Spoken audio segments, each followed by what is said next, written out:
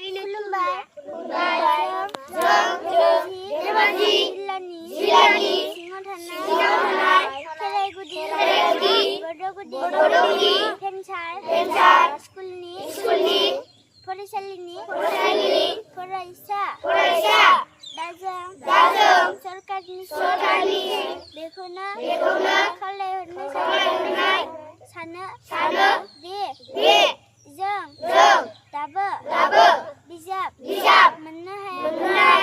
बेखायनो गेदेर सुबुंफोरा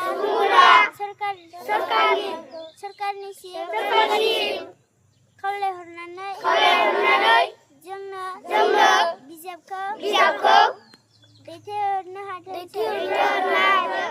बेखौनो जों सरकारनिसिम खावलायहरनाय थाबाय। गोजोन्थों। खुलुमबाय, आंनि मुङा थरेना निहाल दैमारि।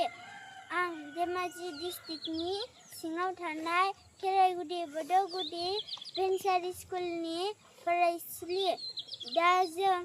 दा आं बेखौनो खावलायहरनाय थाबाय दि सरकारनिसिम जों दाबो गांसेबो बिजाब मोननो हायाखै। बेखायनो जोंनो गेदेर सुबुंफोरा सरकारनिसिम खावलायनानै जोंनिसिम बिजाब दैथायहरनो हाथोंसै। बेनो जोंनि खावलायनाय।